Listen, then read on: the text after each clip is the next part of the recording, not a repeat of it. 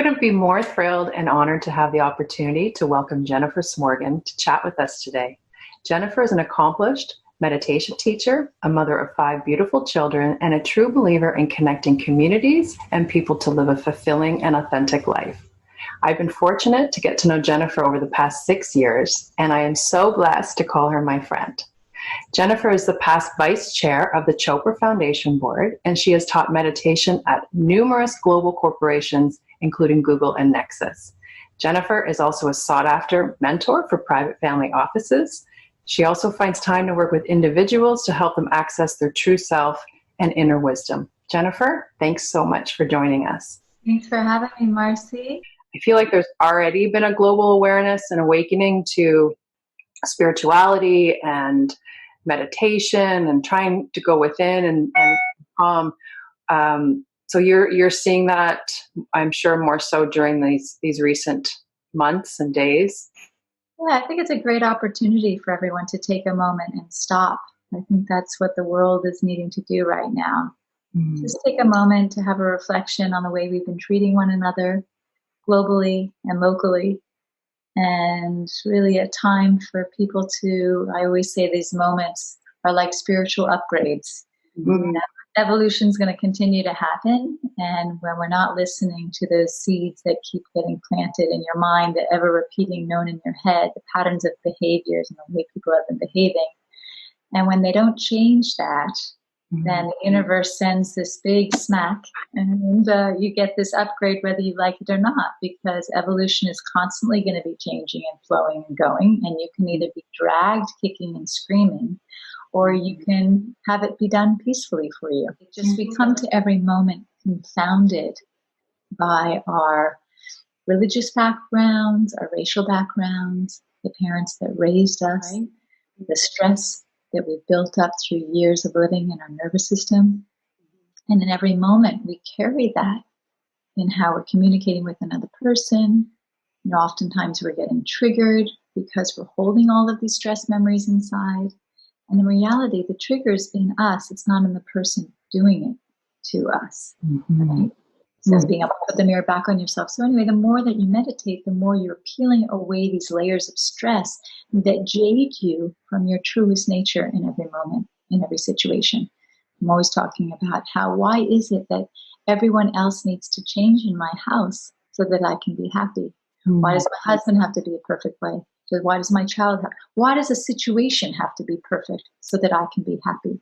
When do we take responsibility for being in charge of our own happiness and not giving that control over to anyone else or any situation? You know, how funny it is that we have to practice at sitting still. We have to practice at just being with ourselves. 200 years ago, people would have thought we were absolutely mad that was something that was needed to be practiced in this day and age, right? Why can't we just be? And so, you know, a lot of people misunderstand meditation. They've been told that they have to clear their mind of thoughts. I teach my students, it's not about clearing your mind of thoughts. If you can think thoughts, I can teach you to meditate. So think about that. Well, actually not physically possible to use thought or effort to clear your mind of thoughts. It's not possible. So everyone has to throw that idea right at the door, because all of a sudden they sit down, they close their eyes, they have thoughts, they're trying to push thoughts away, then they get frustrated with themselves because they can't do that. Well, of course you can't do that because it's not physically possible with effort to clear your mind of thoughts. Meditation is a big word, a lot of different meanings, and a lot of different techniques come with that. The type of meditation that I like to teach is a deep transcending technique, which removes all of the stress triggers and memories from your nervous system, so that when you're more rested, you make better decisions for yourself, and you are more mindful as a product of resting your body more deeply. So that's important. So we rest more if our backs are supported and we're not holding ourselves up. That's if you did nothing, like you're sitting, back supported, head and neck free, and you just started to daydream. So close your eyes for a minute. You just let this flurry of thoughts flow through your mind. Just by doing this, which I call nothing, because you're being effortless, you're just being, If I had your body wired up to a heart rate monitor, intake of oxygen, blood pressure, all of those statistics would be slowing down and you would be resting your body deeply in about 5-10 minutes or so. You would see a shift where everything would slow down and you would be resting. That's a good point. The daydream is a meditation. Exactly. And what I tell people is you naturally know how to meditate. Everybody does. What happens when we read a book? Right. The words on the page, and we start reading, witnessing the words on the page. Gentle witnessing, gentle witnessing, gentle witnessing. All of a sudden, effortlessly, stress, tension, and fatigue will bubble up as thoughts, and you'll catch yourself in a daydream. You all have this experience. Everybody does. Because we naturally go to thoughts to recharge, right? So I tell people this is you meditating. There's a defining moment. You recognize you're off. Your point of reference is what I like to call it. In this instance, it's the words on the page. And you gently come back somewhere up here because you missed the whole middle section daydreaming. You start again gently witnessing this point of reference, in this instance, the words on the page. And effortlessly stress, tension, and fatigue bubble up as thoughts again. So this practice is you meditating. And when you have a meditation practice, you're just triggering that little experience that you do effortlessly to happen more frequently. It gives me chills to talk about it because it's so simple. It's no different, Marcy, than if we're eating food. We don't have to tell our minds to send certain enzymes to our gut to digest that food. There's an inner intelligence at work here. In the same way, when we allow our bodies to just sit and rest, and then our minds to sit and rest, what happens? All of a sudden, the mind and body have this symbiotic relationship. And as we rest the mind, we rest the body. And it has a profound effect, and the body knows what to do with that. Now, the real magic happens when we add a gentle witnessing of a point of reference. So if you want to take up a gear, the levels of rest your body can achieve, instead of just daydreaming and being, you add a witnessing of a gentle point of reference. Now, in many mindfulness techniques, people add a witnessing of the breath. They're not changing their breath, but instead of the words on the page to come back to, they're coming back to just witnessing the inhalation and exhalation of the breath without changing it. Just that thing to note, that thing to witness, not to concentrate on it, but a subtle witnessing of it, okay? Other practices like transcendental meditation, primordial sound meditation, Vedic meditation, they use a mantra. A mantra, ma means mind, tra means vehicle. It's just a taxi. And it takes you from the activity level of the mind to deeper and quieter subtler states. So people start repeating this sweet little sound in their minds, witnessing it gently, like the words on the page. And as that happens, our bodies start to settle in and rest. Once that happens, the stress that we've been carrying in our body starts to shoot off, and it takes our mind up into thought. And we start daydreaming and to-do list and worry scenario mind and whatever it is. There's a defining moment. We recognize we're off, the witnessing, and we gently come back, witness further. Our bodies settle in further. As that happens, stress comes out of our nervous system, which shoots our minds off into thought again. So I talk about the symbiotic relationship, and it's important to understand that because it is not physically possible for somebody to start witnessing a gentle point of reference, whether it's a mantra or your breath, to plateau in silence for 20 minutes and to then come out, because you have the stress of the body interfering with that process. And that's why you keep going off and coming back, go off, come back, go off, come back.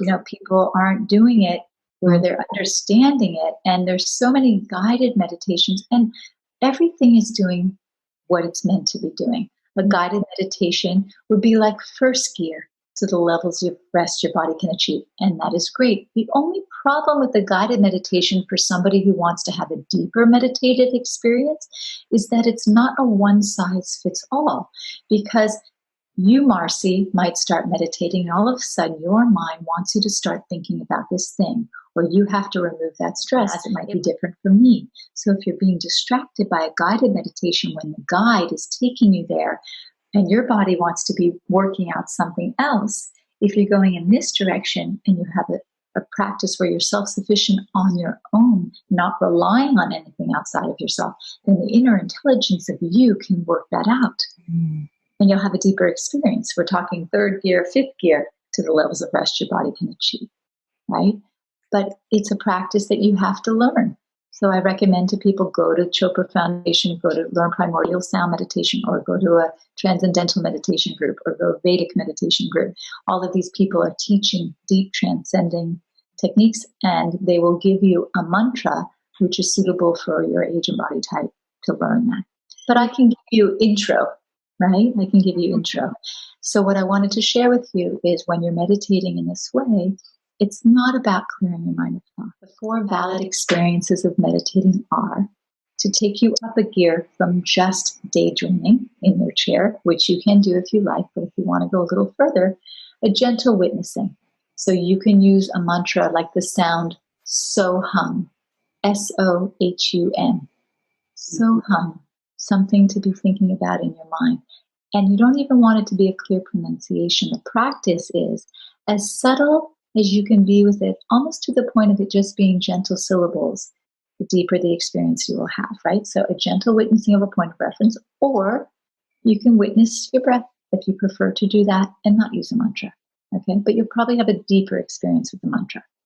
The second valid experience while we're meditating is being in thoughts. It's a valid experience. It's not that if you're in thoughts, oops, I'm not meditating, I have to push them away. No, we want to be so subtle with our point of reference so that we drop off into thoughts, because that's where the recharge happens as well. Okay, then there's a defining moment, you recognize you're off, you're witnessing, and you gently come back. The third valid experience of meditating is you can feel sleep coming on. Instead of lying down, you would just bring your chin to your chest,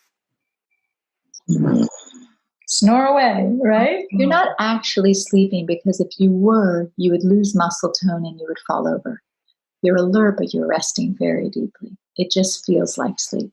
Totally fine. Third valid experience of meditating. And the fourth valid experience of meditating, the quiet place that everyone's talking about.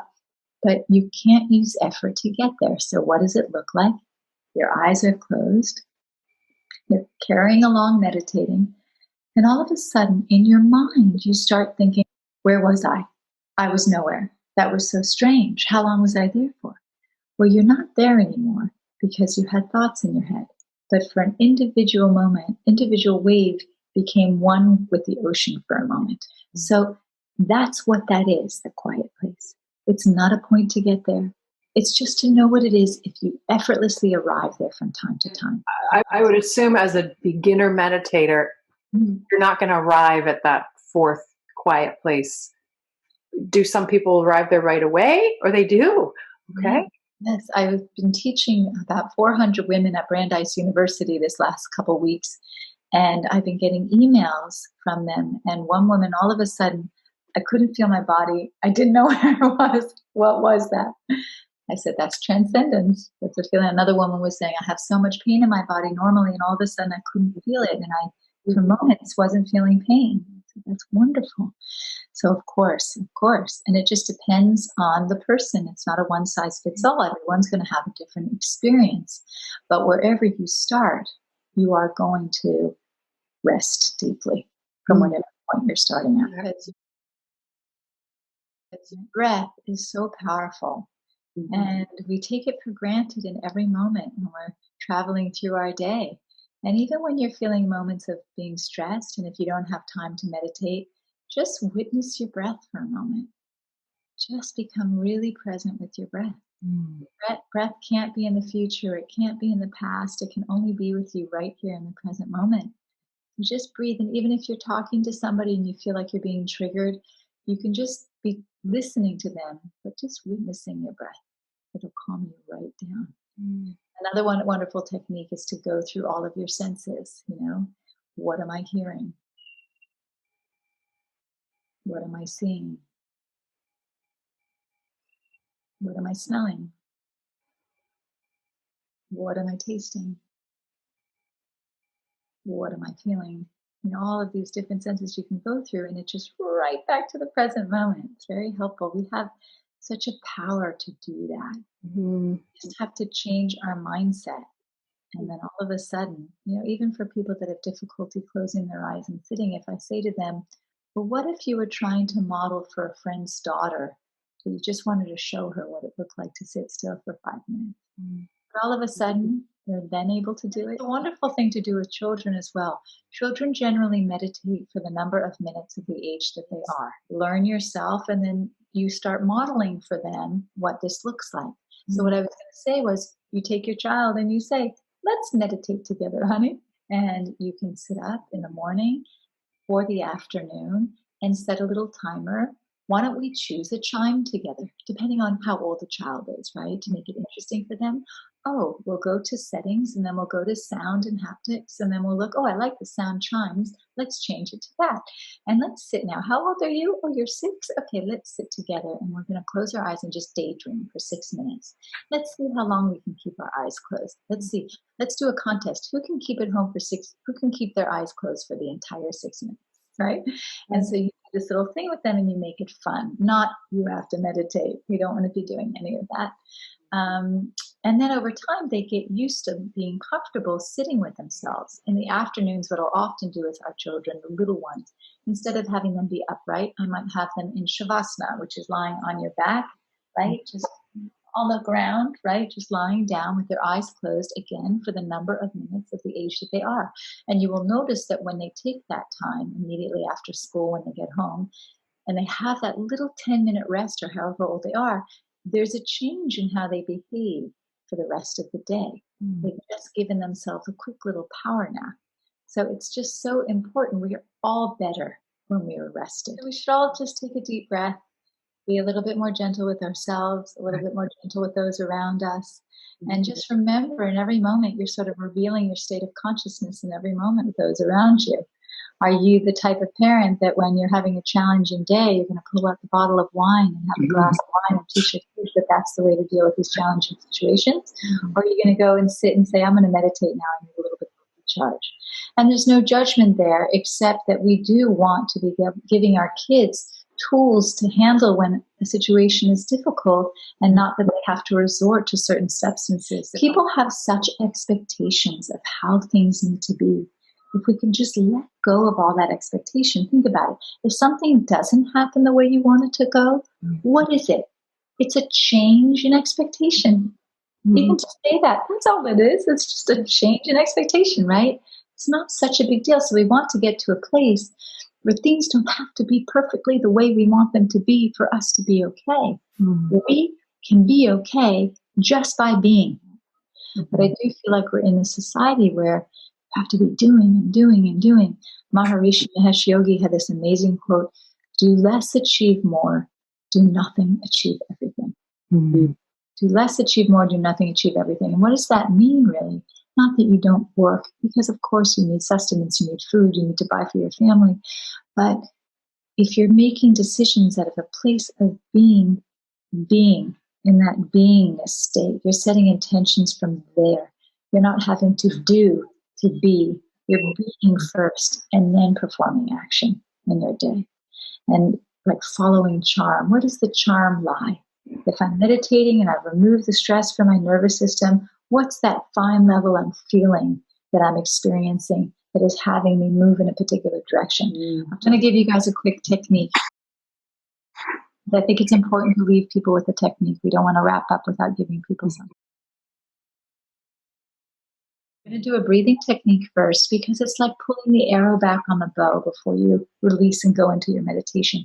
It lowers your heart rate and intake of oxygen. It just gets the cellular body ready for a deeper practice. Same thing if you have a chance to do yoga before you meditate.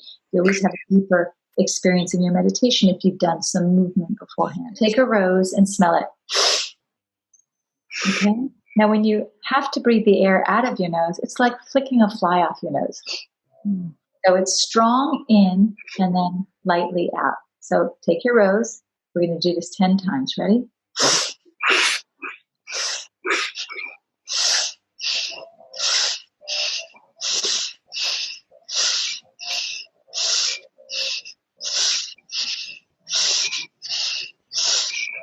You rest for 15 seconds.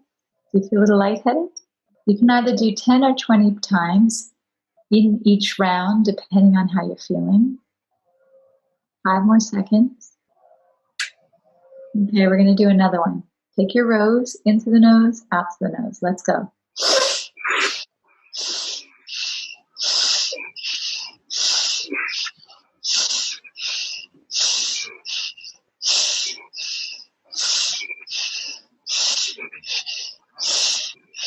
Okay, rest. A little bit more lightheaded. You don't want to do this before you go to bed at night because it does enliven you a little bit. If you don't have time to meditate, doing this can rest you deeply, but it also can enliven you a bit. You can kind of feel your brain like lighting up. That's time. Let's go. Into the nose, out to the nose. Smell the rose.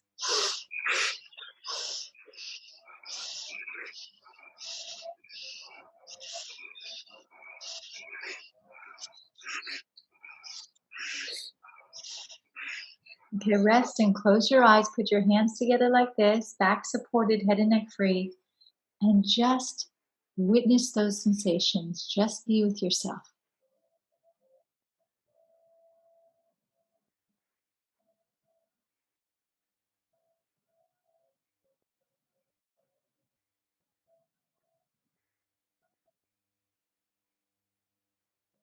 And just witness any thoughts, feelings, sensations. Just allow and accept whatever it is that you're feeling to come through. You're not going to resist noise. Just daydreaming for a few minutes. Now very gently, witness the movement of your breath. Just like we witness the words on a page when we're reading a book. Just subtly witness the inhalation and exhalation of your breath without changing it. Just notice it. Be very subtle. You might drop off into thoughts. And when you feel ready, you can slowly open your eyes.